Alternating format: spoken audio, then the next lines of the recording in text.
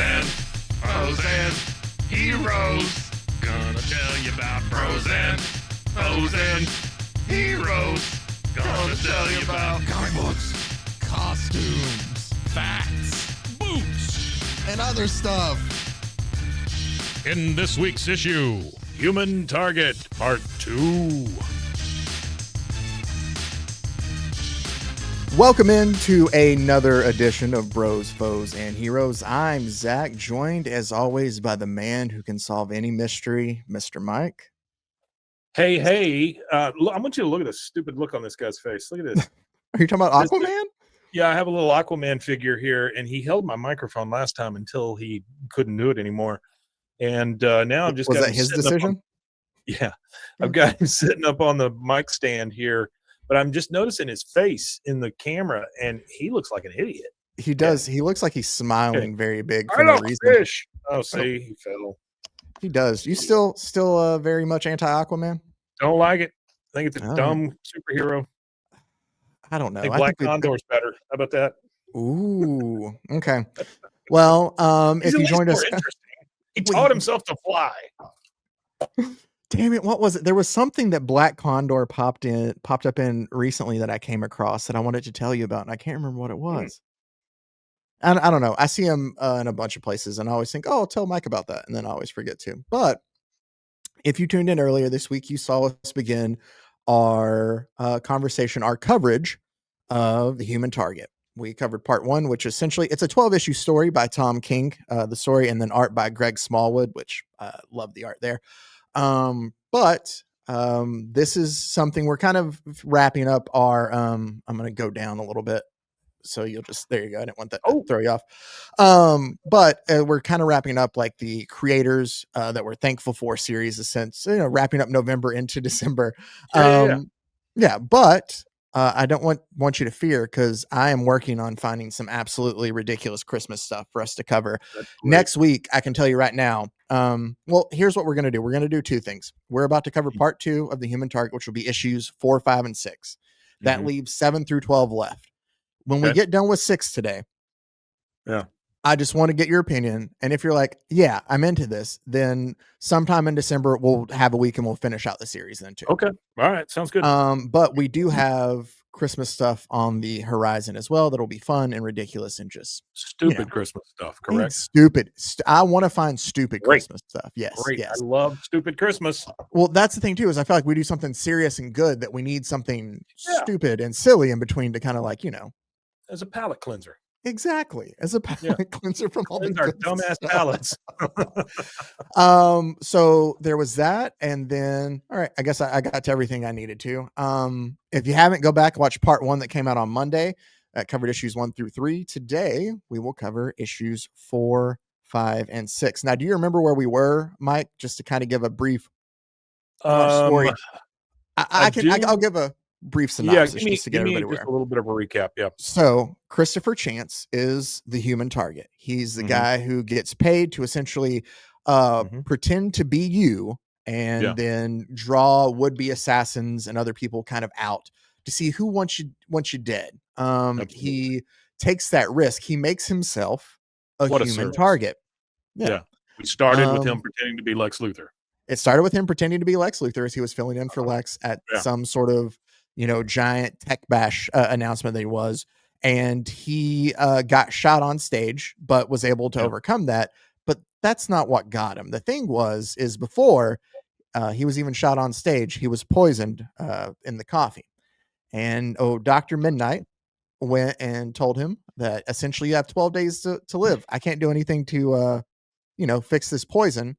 And so he is trying to use those 12 days to solve the mystery of who it was that actually poisoned him. I see Donkey of who it was that actually poisoned him and has killed him. Sure. The thing is the poison that was used to get past Lex Luthor scanners. I can't see Donkey. That's hard to do. Was so old that it had to be a member of the Justice League International that used it, JLI, because they're the only ones that Doc has known that's come from this area or this planet that has the hydrogen they use. So it's a whodunit with the potential, I guess not perpetrators being a member of the JLI.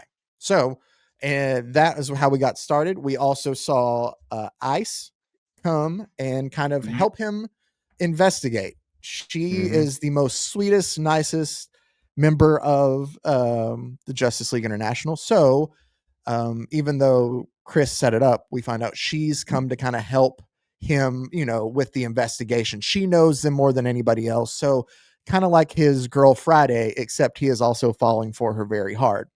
Sure. On top of all that, her ex, or not really an ex, but kind of thinks he is, thinks that they're still a thing. Guy Gardner Mhm. is constantly following him around because he is hanging out with Ice, and they are going through trying to figure out, visiting with member by member of the JLI to see who might have had the motive and who might have done this. It's the mystery Mhm. there that we're trying to figure out. We closed last week's or Monday's episode with them visiting and talking to Booster Gold and finding out that Booster has a silent partner that Right. helped pay for all this. Well, they found out that Booster had been traveling through time to make everything for his bagels, but the water he used, which was a secret, like a company secret, just that he, Skeets, and their silent partner knew about, is also what was used to create the poison, or was in the poison. Right. Now Right. we know it's not Booster. Booster's too, I don't want to call Booster too dumb because he's not, but he's the lovable goofball in this, and they know that it wasn't Booster. He couldn't have done You this. think he's But smart? Do you no, think but he's I love Booster. okay? Okay. Booster is Booster is Booster is the quote that's in Sure. there. And I I think, get yeah. that. Yeah. Yeah. Yeah. But so they realize, okay, well then whoever the silent partner is, that's our next lead to figure out. They might know who it is. And it makes sense. I don't know how much we talked about it before in our JLI stuff, but Booster Gold, and I know we've talked about with Booster 2, and Blue Beetle, or Ted Cord, Mhm. are the best of friends. Mhm. So it would make sense to start issue 4 that they're going to go talk to Ted Cord and Blue Beetle then about the new information they found out from Booster. Yeah. So, also, before we get into this, just because I'm trying to remember, do you remember all the stuff when we covered our Guy Gardner issue of like all the different stories we got into? Of, I know we talked about last time about him taking Ice to the Triple X theater, and Yeah. then there was the one where Batman one punched him. Do you remember all this? Do you remember that? Yep. Mhm. Okay, I'm bringing up the one punch for something later, and you'll see why. Okay. But so let's get it kicked off with the Human Target Book 4. Tom King and Greg Smallwood here, as it starts right out with them meeting Ted Cord in his office. Now, if you don't know Mike, Ted Cord, Blue Beetle, is a billionaire just like the rest of them, but he's the one thing that we don't really have, and that is a honest, ethical billionaire. Like, Mm. right? I know that's out there, or at least as much as he can be in there. Like, that's the thing is What a Ted Cord. crazy thing to say.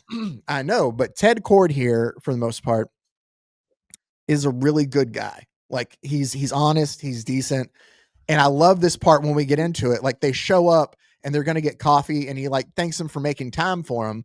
And as he's getting ready to set up this meeting to answer all of Chris and Ice's questions, he gets a phone call from a secretary, Nancy, who tells him like, "Hey, there's a situation, a code red in Utah. If you could be used that." And so he gets off and he's like, Nancy knows about all like the costume crime fighting stuff. So I'm going to go like deal with this bank robbery, but you guys can like come with and you can ask all your questions while I go, be a superhero. Are you not So afraid of offending our billionaire crowd? why am I afraid of that? Well, I I don't mean, you think any of said them watch us. ethical you were talking about ethical billionaires, and things It's like not, that. I'm yeah, afraid it doesn't seem to be a thing. Yeah. I'm afraid that our billionaire crowd that listens to our show every week, they may tune out. Oh, okay. If that's the case and what I said Mhm. bothered you, please email us. You see our email below there, right? And let me know. Okay. Let us I'm know you're a billionaire, number You let us know 1. you're a billionaire. One, Yeah. why haven't you sent us just a little bit? Well, Just that's what think I'm of, saying. yeah, like we could get Mike a mic that doesn't look like Donkey's face. If you just Mm, donated today, I feel like it's a PPS try. sure, sure. Do you love Mr. Bean? No. So You love Mr. Bean. that's a Wow. Okay. uh I mean Deep Rowan cut. Atkinson, right? Yeah, thank you. Uh-huh. Yeah. Um but so Ted's going through and like getting ready, changing into all of his Blue Beetle stuff. But here's what I love is He has to get all naked to change into his Blue Beetle stuff? he does. And I love how Chris Okay. is just like covering his face. But this is all from just one one question where he tells him, I'm trying to see if he asks it yet. Have we got there yet? I don't know. Anyway, he essentially just asks, oh, I'm a little out of order here. That's what it is. He asks Ted, like, hey, did you kill Lex Luthor? Just simple point blank question of that. And Right. he goes on this long diatribe then of what were we here? Oh yeah, Luther. Right. I'm sorry. I just mean like what I'm like. He just goes through. It's like, yeah, no. If I look at it rationally, or he goes, I would tell you that I wouldn't kill Lex Luthor because I think it's wrong. But anybody who would kill Lex Luthor would also tell you that because they were trying to hide it. Like he goes through this. Yeah, sure. It's funny. I'm just trying to paraphrase here, but it's just like walls of text of where he's like talking to Chris and he's telling him like, oh yeah, no, I didn't. But if I did, I'd also tell you I wouldn't. And he's like explaining like why he would do all that and all that. And he's like, why would a guy like me go after Lex, even though I'm, this nice guy? Well, he takes every opportunity he can to try to take over Cord Industries. He wants to take everything I make for good and use it for bad. Like if I looked at it, yeah, Lex Luthor not being in this world makes this world a better place. I can say that. But, and he's like, he's like giving his reasoning of why he could do it, but why he didn't do it. And it's a lot of that. Right, sure. Never really answers. Exactly. Well, he does, but not with like an answer. He's like, yeah, so I don't know how much I can really help you. There's just not really a way to show you like I have nothing to hide. I can just tell you all this. He goes, so in that case, I'm going to guess you're going to look at, why, oh, where was it? I'm going to look at why I'd even kill Lex. That's what I was telling you. And he talked about him always trying to take over Cord Industries or him like being just a plight on the world as a whole. He just looks so much like the Tick. He kind of does here, but this is the old, like that's what he looked like in the old Charlton character days. It's a little bit different, but I mean, he still always had that blue and the by the way, it's the weird goggles I think that get me more than anything. Yeah, there is a Tick Christmas special I'm trying to hunt down too. So that's where I love, because he's like, I'm sure you talked to guy. He brings up the fact that, why would I hate Lex? Like I spent half my life fighting with LexCorp lawyers, all of them trying to every way to hack into the company. If I step out of line, just a little bit of normancy, then it's like all over the gossip and business magazine of what I've done. And that's just the corporate side. Like his crazy obsession with Superman and all the other weird stuff he's into. Like I've witnessed all this like firsthand. And I'm sure like you've talked to Guy, about the whole Overmaster thing of him like getting him to come and attack. He's like, so yeah, I'd kill him if it were the right thing to do, but I don't think it's the right thing to do. So it's a lot of back and forth like that. They take off to go fight to go take care of the bank robbers in Utah. While they're there, like the two of them are kind of making a plan, and Chris says something. There's a lot of Ice and Blue Beetle, like I'll tell you right now, they're taking through this whole issue. It's him just talking to Chris while they go from, problem to problem to problem. Right, it's first the bank in Utah, then there's some bear creature, then there's something, but there's always something. And so it's Chris watching a lot while they're doing all this. And he's talking about like, the guy's decent. That's his whole thing, really. Like he's just honest and decent. How could he ever do anybody any harm? But as he's watching, he's like, but something doesn't feel right. Like when I watch them do all this, he's like, it seems kind of like a little staged. I love this though, because he talks about how he's standing back away from them and Ice just uses her power to like freeze. They get to there and there's bank robbers and there's hostages and she's like freezing them out in a way. Okay. And he talks about how he's standing away from them and he's so cold just even that far back. So he can't imagine the pain for them. And that's all it is it's just expletives of them running out, obviously freezing their asses off. But you also get the good, like the 60s Batman TV show, like onomatopoeia words of them obviously beating up the bad guys off panel while he's just drinking and watching it. Yeah. And you see that, a couple of them are frozen. They've rescued all the hostages. Like, everything's good to go. And that's, he goes, but there's something in this that bothers me. I tried to dismiss the thought don't need that kind of trouble, but it keeps coming back. And so he keeps talking about that. Ice comes over and they just have a little bit of small talk. And him being a typical awesome little player that he is, he has a coughing attack and he goes, "I'm sorry." And she's like worried. And he just tells her, "Sometimes when I look at you, how beautiful you are, I can't breathe." And then he takes another drink. And she like turns and and she just turns and like walks off. And Blue Beetle's like, "Oh, hey, there's a thing in Wyoming now that we got to get to. Like, you guys can hop back on the bug and we can just go there. And I'll keep answering any questions you have." That's what he calls his. So he thinks they're staging all this stuff. He doesn't think they're staging. He'll explain what he's noticing. It made it seem the first time I read through that he was like, something's not here, but I see what he brings up at the end. That's where he talks about when I was young, learning, I had a teacher who used to say over and over, I just like this line, he knew the trick to winning every fight. Where'd it go? Dang it, did I miss it? I hate when it's out of order. The trick, he said, is to never want to win, because wanting something is admitting you don't have it. Later, the two of us got ambushed on some lost road in some lost country, and he died in my arms, and I said he was a fool, and he said he was still right, because now all he wanted to do was live, which I just think is some great writing. But yeah, no, it is very good writing. So as he's taking off, because Beetle's like, "You sure if we go to the next thing?" And Chris is just like, "Yeah, that's fine. Come on, let's go." So they hop on the plane and they head to the next place. And Chris doesn't even ask a question. And Beetle's already like, if I had to guess, I'd guess everyone is already saying this. I mean, it's obvious, but sometimes, Occam's razor and all that. But the person who set this up, who poisoned you, maybe it's Lex Luthor himself, right? Like, he would have all of it in him to make you think that, oh, there's somebody else out there. Now you're investigating the Justice League. That doesn't seem above Lex. Like, he's throwing out all these theories then too, while they're just flying. They deal with this bear creature that is obviously drank from some kind of toxic pool. It does seem kind of like he tests too much kind of thing, Oh, Blue Beetle? Yeah. Yeah. It's really funny how this wraps up though, or I at least like it. Okay. He looks like he hangs out in the power plant water that the three-eyed fish from the Simpsons hangs out in.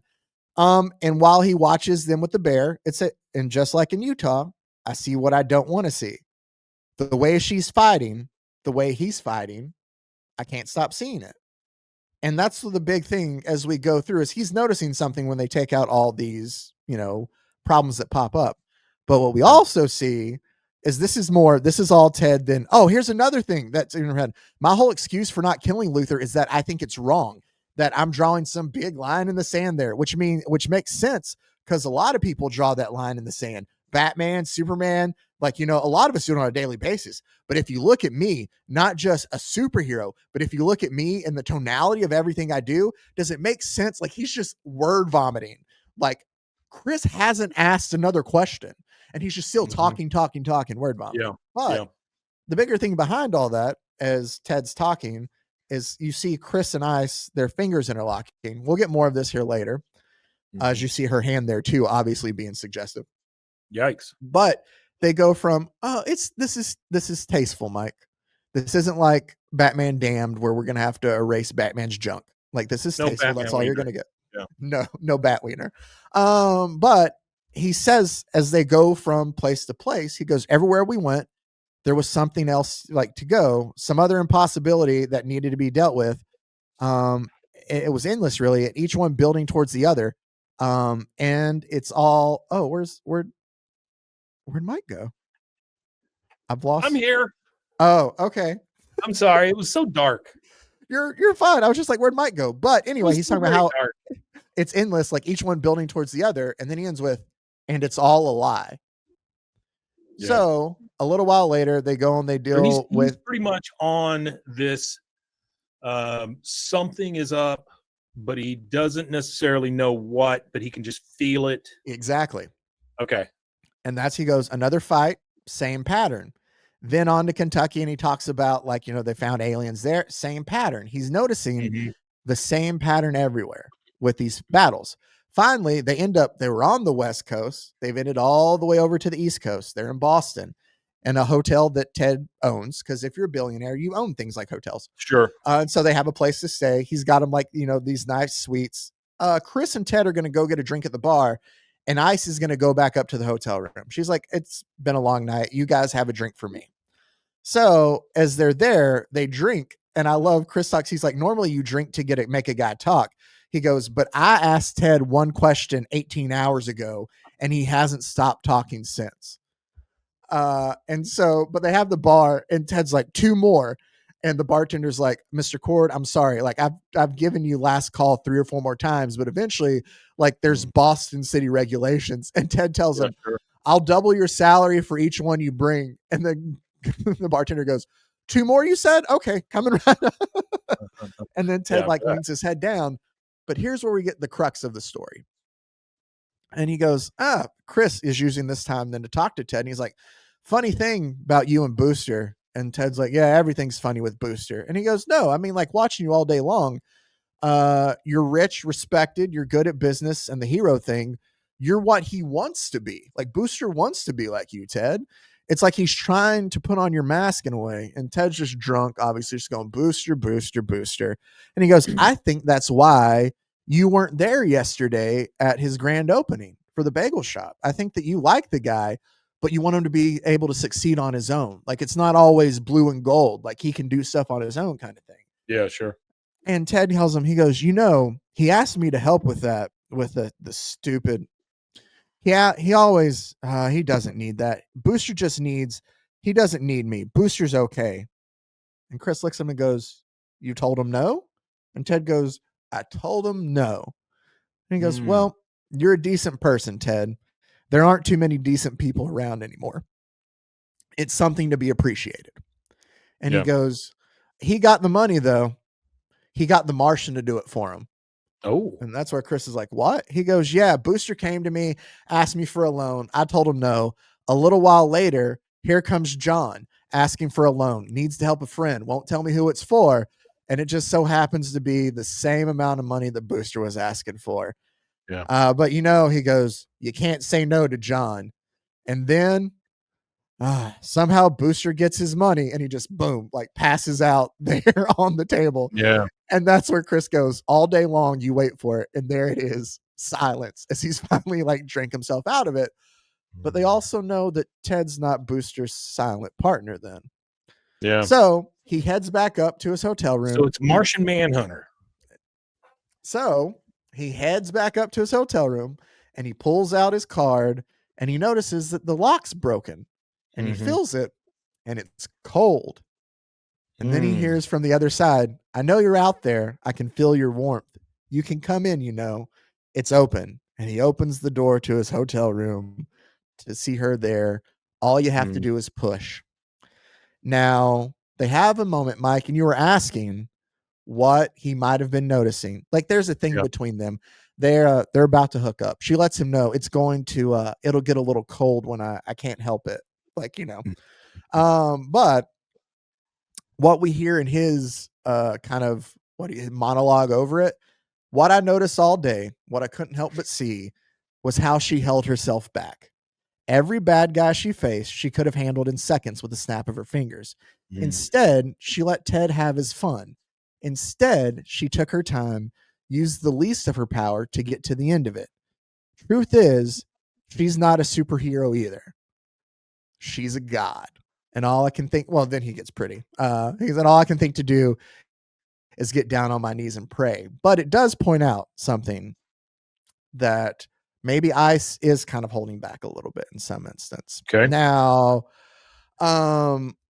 as we get into our next story here, I need to explain issue 5 to you a little bit, just to make it easier for us to go through. This will be a quicker one, but there's a lot going on in this issue.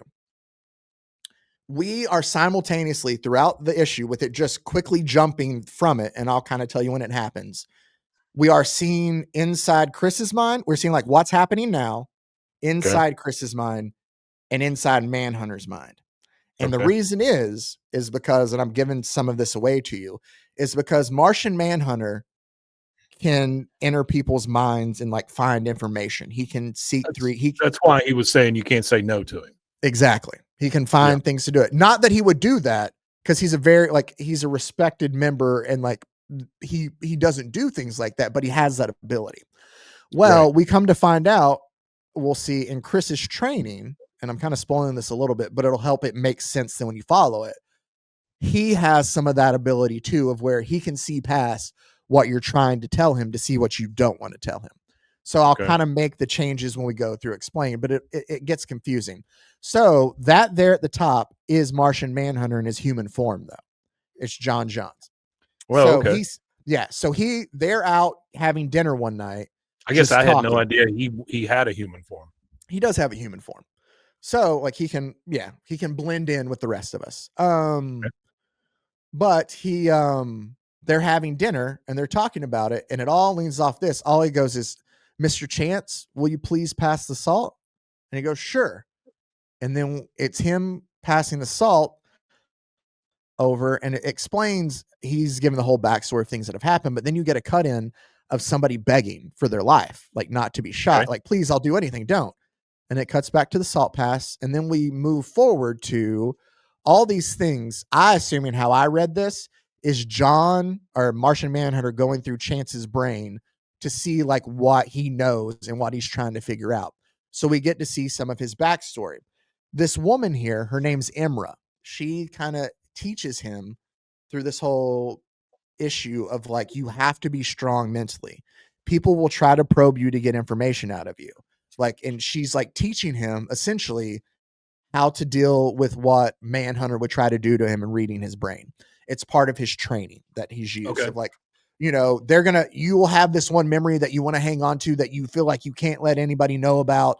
And while they'll do that, they'll attack the other memories. And you're like, "Oh no, not those, not those, not those."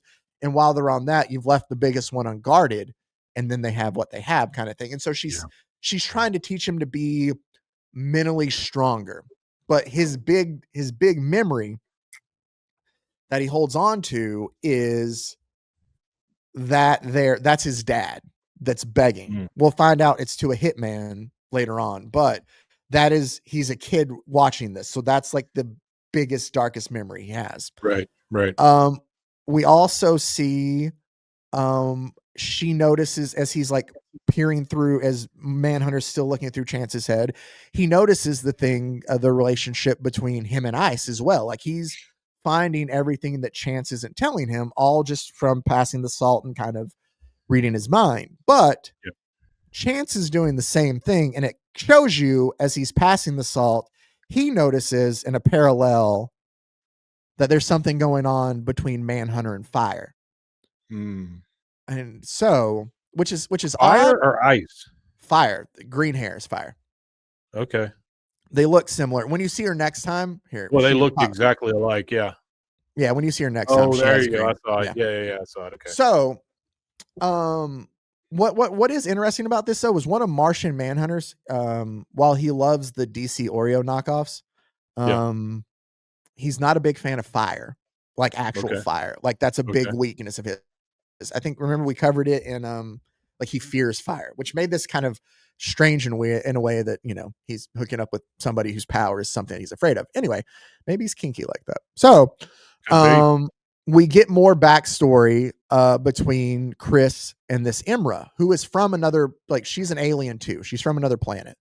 But she's telling him like, we don't judge people like where I'm from. Like you call me beautiful, but we don't judge people like that. We're on my planet. We think about like how much they are intellectually and like what their powers and how they are good at holding this.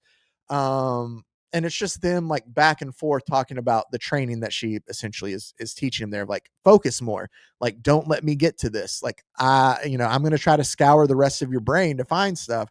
You need to make sure I don't get to this.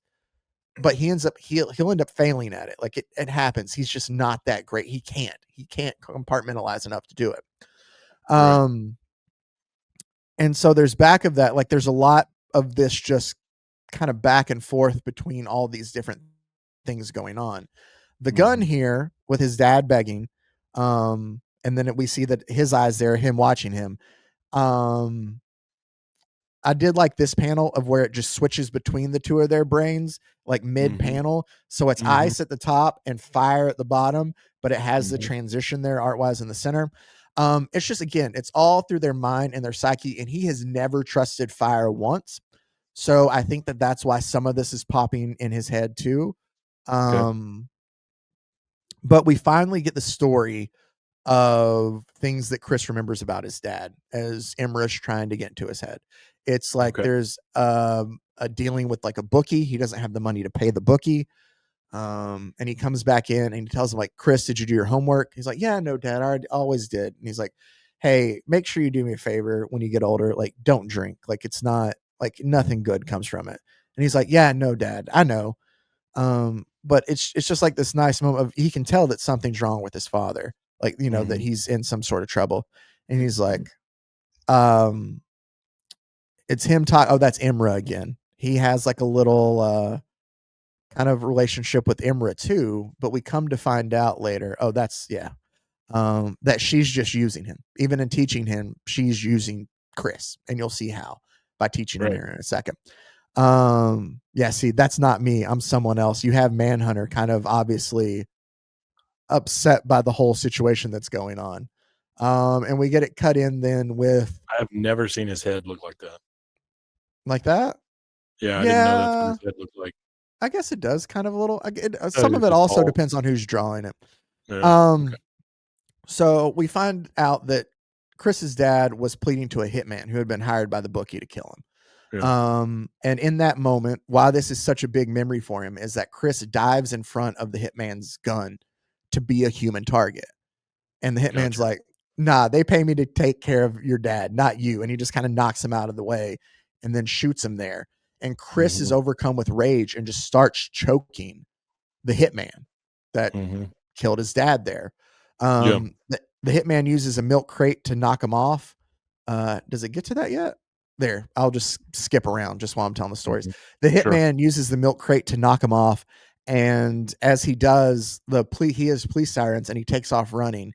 And that's where he sits there and he tells his dad has a little bit left, and he tells him, I want you to promise me, like, make something of yourself. Don't end up like me. And that's where he tells him, like, I swear I will. Like, I tried to be a target for you and I failed. I'm never going to fail at that again. That's Mm. kind of what he tells him there. We also get some back. Yeah. Um, so him and fire, that's Martian Manhunter's chest, obviously. Right. And she's burning him a little bit. And she just goes, I need something. And you'll see what that is in a second. Mhm. There's also, he sees into Martian Manhunter's head of the See, like, two his of head doesn't them. look like that now. Yeah. I don't know. Maybe it was just the way it Huh. was. Okay. Maybe But when he the two lays of them down, it there. goes soft. And she goes, "Are you sure?" And he goes, "Yes, you can come over again tonight." And she goes, "Last time you said it would be the last time." And he goes, "I will disengage." Like, he's very much, "I'll just disengage the security. You may let Mhm. yourself in at your," and she goes, and she kind of like burns his ear. This goes to show you just the kind of fire we're dealing with. She goes, Yeah. "Okay, tonight, but cut out all that crying afterwards. Remember, you're a goddamn manhunter." And she just kind of leaves. There's a weird freaking relationship between the two of them, man, in this at least. And she is using Martian Manhunter, or at least that's what it seems like.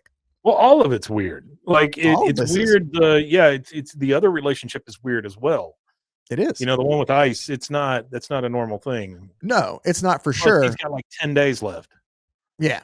Well, I think Yeah. this is book 5, so 7. He's got a week left now. Okay. Um, So it's a book a- a day? yes, it's a book a day. Each book Okay. takes care of a day. So we see that Imra, who was teaching Chris how to control his mind, is being held there by the one of the goons of the program that Chris is in to like do all this teaching. Like, they have the key to her ship to get back home, but they're using her to train all their operatives. And when they say that she's done enough, then they'll let her go back home to see her family again, kind of thing. Gotcha. And she's Yeah. just like, there's always somebody else. There's always somebody new I need to teach. So, he finally has that moment and he's like, I can't stop people from getting through. And she tells him, well, maybe there's some other way I can help you instead. Like, it's another strategy. They get all of you, but you get all of them, essentially. Is like, instead of trying to hide it, just let them have whatever they're looking for. But while you let them have free reign, you'll be able to find whatever you want, kind of thing. So that's when we find out that the reason Manhunter is able to see everything going on in Chris's head is because he's letting him, essentially, while he's using him focusing on that to kind of probe to see what Manhunter knows. That is the most I've ever seen a salt shaker passed around, though. It is, but it's to show you that how long, because earlier I didn't say this because I'm kind of skimming past the dialogue, when he's talking to Imra, he goes, how long would it take for somebody to like find that memory that I don't want them to take it? And she goes, if we were having dinner, I'd have it before you passed me the salt.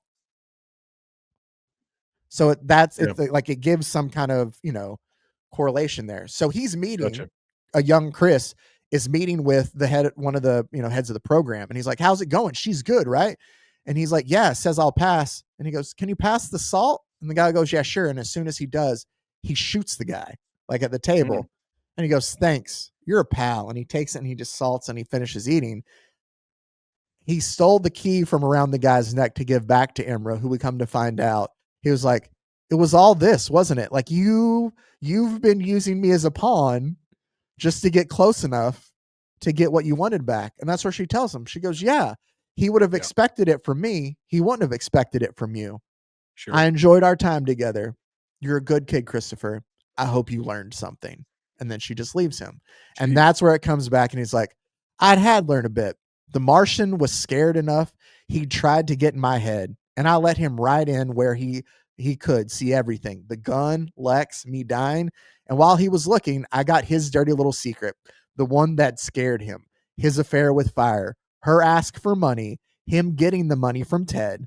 Fire knew that Luther had killed her best friend, and Manhunter had given her the means to poison him. I passed the salt, is how it ends. So it's like all of that whole issue in just that little bit. And I also love, if you look, Ice has no clue what's going on between any of them. Yeah. That whole thing just happened inside their heads. That takes us now to, Mike, day 6, issue 6, the last issue for today's episode. We get Guy Gardner, Green Lantern on the cover. Old dipshit right there. We wake up to, and I think this is out of order again. So but he wakes up and Ice is pissed. I think we're 40 minutes in, so I can drop some curse words at this point. But she's just like, Christopher Chance.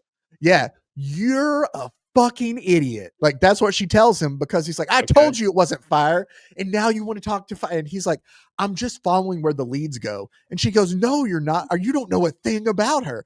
Fire has done so much for me. And he's like, please, I don't know what I have to know, but I need to talk to her at least. Like, that's where the leads go. And she is just so upset.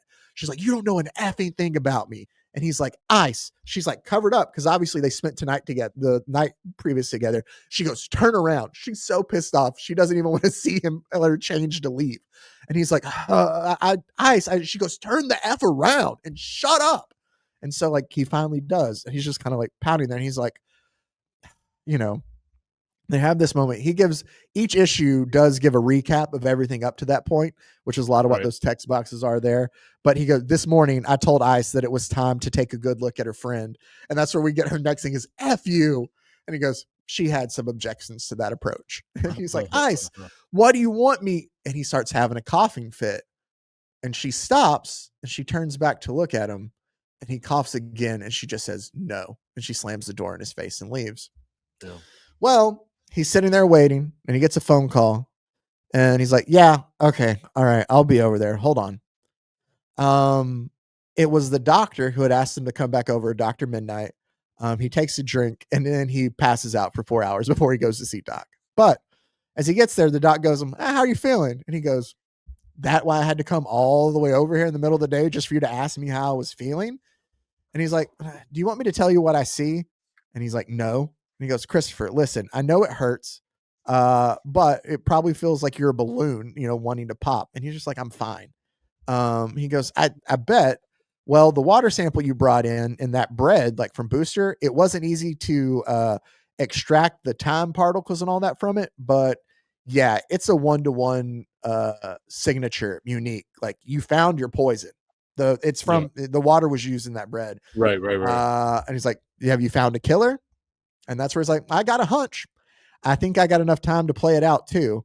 And that's where he goes, there are other ways, besides revenge and drink.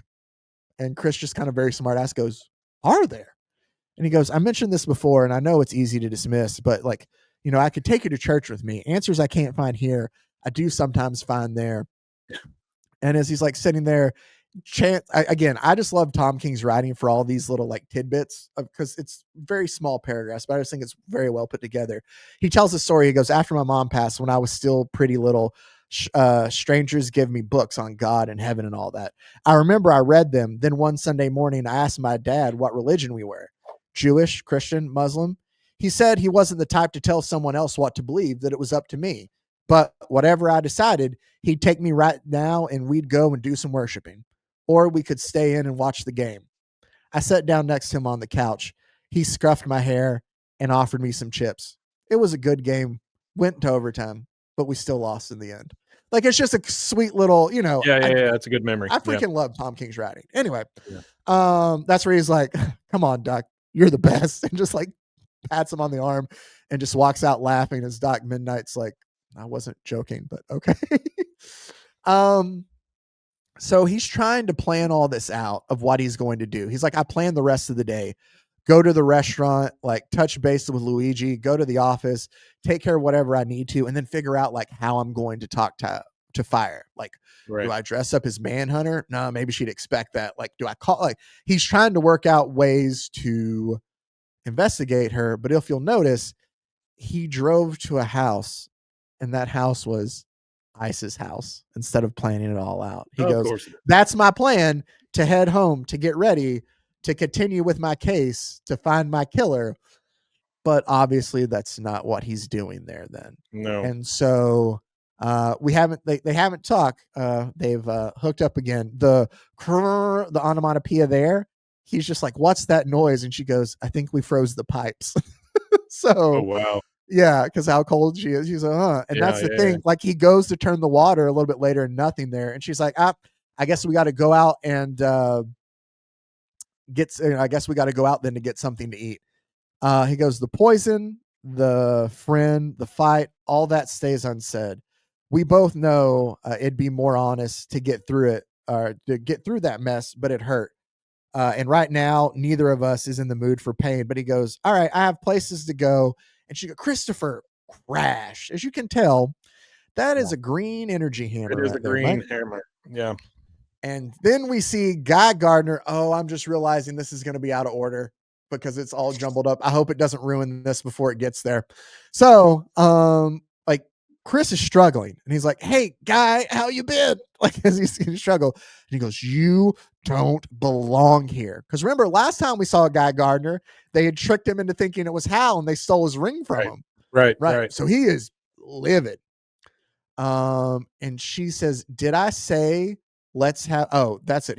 She lets him down, and Guy goes, oh, come on. She goes, Guy, get the fuck out of my house. And he goes, come on, baby. Don't you know what this dude did to me? Like, do you know what I'd had to do? And she like throws like an ice ball or something. He's hit with a chunk of ice.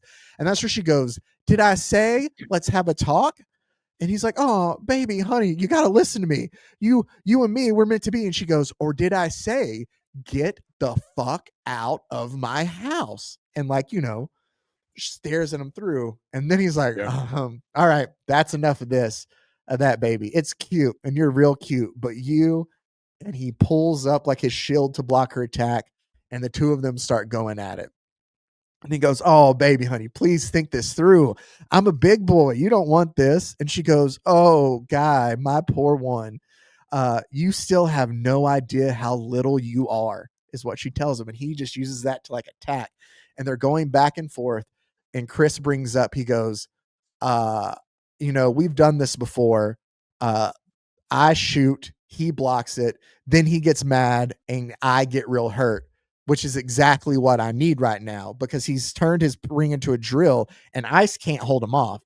And he goes, you need to learn what's good for you, is what Guy tells Ice as he's doing this. Chris shoots and Guy blocks it. And he goes, chance. And about that time, he takes the power away from her and turns it into like a a flail. What is it? A mace? Yeah, mace. Yeah. Yeah. Or that's the end of it. Oh, well, I think the mace is on the thing. I think it's like a flail or something when it's on the chain. I don't remember the name of it.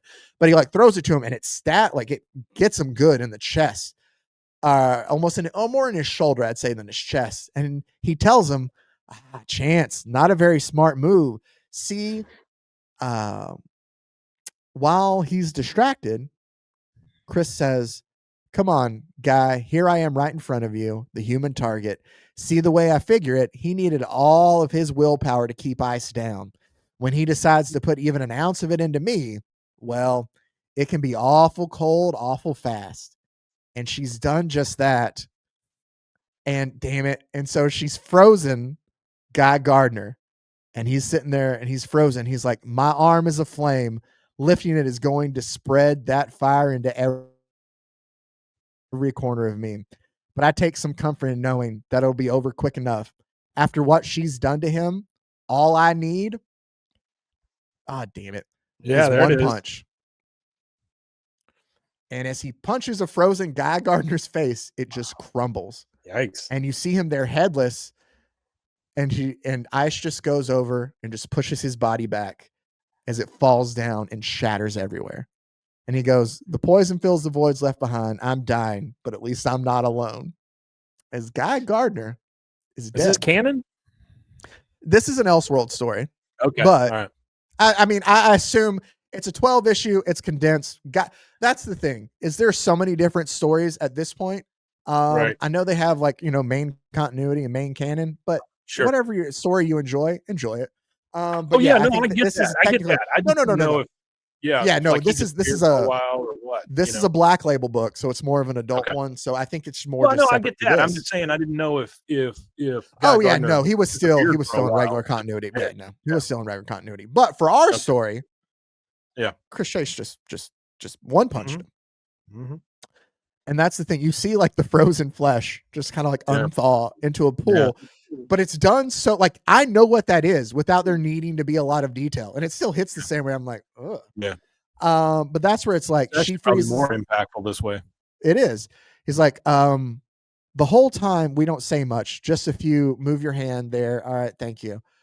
It's not until sometime later that we start talking about Guy and that we both know it's too late. The right thing to do would have been to call in some superheroes as soon as we were able to, let them know heroes are in the business of miracles, I mean, including somebody named Mr. Miracle, who was, he's like, she's a superhero too. She has her own miracles. Surely there is some way to calm Guy down without killing him. Surely like we could have done something, but before you know it, self-defense becomes murder. So when she finally calms and finally asks me the big question, I know what she's really asking is, do you think anybody know our new guy was here? And then it says down there, is it going to be all right? And he lets us know, we had talked earlier that Chris was friends with John Stewart, another Green Lantern, and they used to, have conversations and talk about it. And that's where Chris tells her, he's like, well, from what Stewart's told me is that Guy would turn off his ring locator. He hates for anyone to know where he is. He thinks that it impinges on his liberties. And she goes, Stewart would complain that sometimes Guy'd go off for months on some crazy mission and that no one could ever get a hold of him. Like hell, past few days, I've tried to keep tabs on him and I haven't been able to. No family, no friends. And she just goes, or he goes, no one knows where he just comes and goes as he pleases. And so Ash just goes, oh, he goes, yeah. And they're kind of having that realization of trying to figure out what they're going to do. And he decides to leave. He's like, sometimes later I'm back on the road and I'm thinking of all the men I've done in.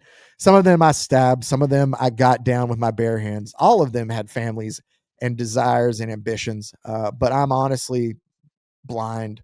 Or I blended them together some. All those crooked faces and clenched teeth. But this latest one, this guy, in the end, I think I'll remember him. This is what it says. And he gets to Luigi to close out. And he's like, I arrive at my office. Man, I was supposed to be here earlier. I was supposed to do so much. And now I just kind of got to do what I have left time to do in the day. And that's where he pops up. And and Luigi goes, where you been, boss? And he's like, I went to the doctor, then ran a lead down out of town. And Luigi goes, doctor, you okay? And he holds up his flask and tells him that he's getting there. And Luigi goes, well, I bet you get there a lot faster with her. And that's where Chance looks up and he goes, her? She goes, you know me, boss. Some woman you can't say no to. 12 days. That's all I got to find who murdered me. And I just spent today fighting, drinking, screwing, and killing. I am a fucking idiot. And as he opens his office door, it's Fire sitting there. And she goes, hello, Christopher. It's nice to see you. It's been a long time. And that is where we end issue 6 of Human Target. Wow. Okay. So yeah, this is a cool story. It's very different from anything we've ever read. yes, it's very much that noir, just kind of like crime, and I freaking love it. So it is for sure cool. in my yeah. It's cool So how you can interweave superheroes into a story like this. that is what I love about Like it normal too. Is people, because it's superheroes, but not a superhero story in a way. Yeah. Like, sure, they do super stuff, but Sure. yeah. So then I will go ahead and continue. Then later this month, we'll go ahead and do. I want to know how this ends. Yeah. Okay. Do you think you have an idea of who the killer is? And so does Donkey. Donkey does. You don't have to tell me. I'm just curious if you have somebody. No, I honestly don't at this moment. Okay. Well, maybe, but yeah. Okay. All right, we'll leave it there. So we will have Christmas stuff coming up, and then the week after, I'll probably get back into closing this out, and then we'll have more Christmas stuff. So Christmas stuff and Human Target for the rest of December is what you can look forward to. Thank you guys.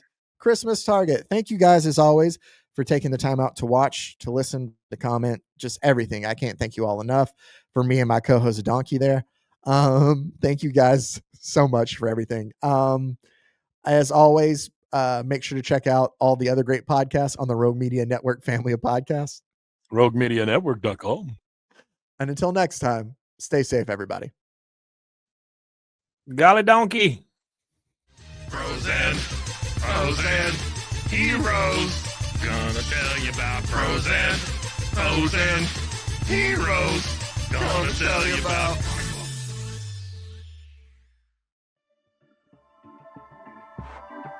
This has been a Rogue Media Network production.